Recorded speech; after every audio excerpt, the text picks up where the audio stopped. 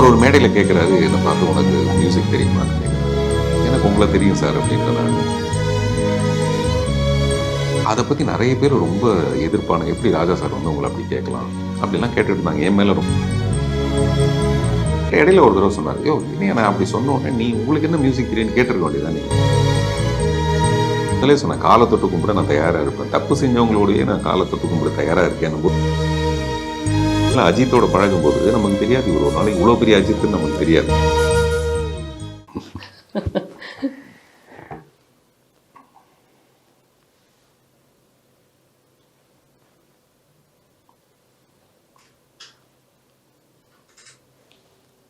நமக்கு அறிவு வந்ததுக்கப்புறம் நம்ம அடிமையாக இருக்க மாட்டோம். அறிவு வந்ததுக்கப்புறம் நம்ம அடிமையாக இருக்கிறதுக்கு விருப்பம் கூடாது. ஆனால் சில பேர்கிட்ட மட்டும் நம்ம அடிமையாக இருக்கணும்னு ஆசைப்படுவோம். அதில் வந்து ராஜா சார் ஒருத்தர். அங்கே நம்ம அறிவெல்லாம் கழட்டி வச்சுருவோம். அவர் ஒரு மேடையில் கேட்குறாரு, என்னை பார்த்து உனக்கு மியூசிக் தெரியுமான்னு கேட்குறாரு. எனக்கு உங்களை தெரியும் சார் அப்படின்ற நான். அவ்வளோதான். அதை பற்றி நிறைய பேர் ரொம்ப எதிர்ப்பான, எப்படி ராஜா சார் வந்து உங்களை அப்படி கேட்கலாம் அப்படிலாம் கேட்டுட்டு இருந்தாங்க. என் மேலே ரொம்ப பிரியம் உள்ளவங்கலாம் கேட்டுட்டு இருந்தாங்க. அவர் எப்போவுமே அகம்பாவம் பிடிச்சவர், அது இதுன்னெலாம் நிறைய பேசுவாங்க.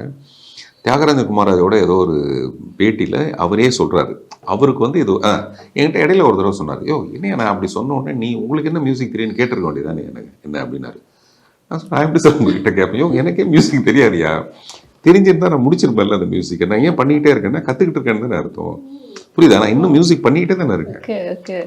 எனக்கு தெரிஞ்சிருந்ததுன்னா முடிச்சிருப்பேன், எனக்கு தெரியும் மியூசிக் அப்படின்னு போயிருப்பேன். நான் ஏன் பண்ணிக்கிட்டே இருக்கேன். இந்த ஃபிலாசபிலாம் சத்தியமாக நமக்கு தெரியாது. இது வேறு விதமான ஞானம். உண்மையிலே ராஜா சார் மியூசிக்ன்றது ஒரு பக்கம், அவருடைய எழுத்து வந்து வேறு லெவல் ஆஃப் இது, அவருடைய திங்கிங் ப்ராசஸே வேறு.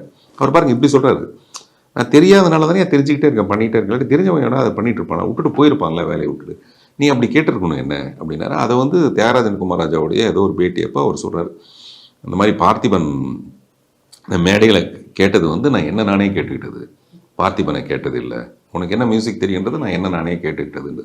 அவருக்கு அது உறுத்தி இருக்குது, அவர் மனசுக்குள்ளே அது உறுத்தி இருக்குது. அங்கே வந்து நான் ரியாக்ட் பண்ணலை. ஏன்னா நான் தான் சொல்கிறேன், நான் அவருக்கு அடிமையாக இருக்கணும்னு ஆசைப்பட்றேன்னும் போது அங்கே ரொம்ப ஹாப்பி. அது இது ஏதோ ஒரு பணத்துக்காகவோ இல்லை வேறு எதுக்காகவோ நம்மளுடைய, நான் முதலே சொன்னேன், காலை தொட்டு கும்பிட நான் தயாராக இருப்பேன், தப்பு செஞ்சவங்களோடையே நான் காலை தொட்டு கும்பிட தயாராக இருக்கேன்னும் போது இது ஒரு பெரிய வரம்னு நான் நினைக்கிறேன். நான் ஒரு நாள் இந்த ஹிந்தி படம் இப்போ நான் அவரோட பண்ணேன், இந்த ஒத்த சிரிப்பு ஹிந்தி பண்ணும்போது காலையில் 7:20 நான் போயிடுவேன், அவர் 7:25 வருவார். தினமும் அப்படி தான் போய் நிற்பேன். யோ நீ ஒரு டைரக்டரையா, நீ எதுக்காக வந்து வெயிட் பண்ணிட்டு இருக்க எனக்காக அப்படின்னு போனோம், உட்காருவோம், சாப்பிடுவோம். நான் சொன்னேன், இதெல்லாம் வந்து இன்னும் ஒரு 50-100 வருஷம் கழித்து கூட யோசித்து பார்த்தா பெரிய விஷயம் சார். இப்படிப்பட்ட ஒருத்தரோட நான் வந்து பழகிருக்கேன், இவரோட நான் டைம் ஸ்பெண்ட் பண்ணியிருக்கேன். அப்புறம் அவர் நிறைய அந்த நாங்கள் 2 பேரும் தனியாக இருக்கும்போது நிறைய விஷயங்களை பற்றி பேசுவார், காதலை பற்றி பேசுவார், கம்பேனியனை பற்றி பேசுவார், எல்லாமே பேசுவார். இது எவ்வளோ பெரிய கொடுப்பனை எனக்கு. இது ஏன் சார் நான் மிஸ் பண்ணணும்? இப்போ நான் சொன்னால அஜித்தோட பழகும்போது நமக்கு தெரியாது இவர் ஒரு நாளைக்கு இவ்வளோ பெரிய அஜித்துன்னு நமக்கு தெரியாது.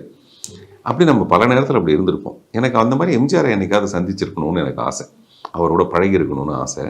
அந்த மாதிரி ராஜா சாரோடைய நான் இருக்கிற இந்த தருணங்கள், அவரை சந்தித்த தருணங்கள், அவர் எனக்கு தெரியுங்கிற ஒரு விஷயம். பர்த்டே அன்னைக்கு கூட நான் வந்து அவருடைய பேரை வந்து இசைன்னு தான் போட்டு வச்சுருக்கேன். ராஜா சார் பேர் இருக்காது, இசைன்னு போட்டு நான் அவருக்கு பிறந்தநாள் வாழ்த்து அனுப்பிச்சேன்னா அவர் வந்து அவருக்கு ஒரு பதில் எனக்கு அனுப்புவார், ரொம்ப சின்னதாக குட்டியாக இருக்கும். அதை வந்து நான் ஒரு குட்டிக்கிட்டேருந்து வந்து லவ் லெட்டர் மாதிரி பார்ப்பேன்.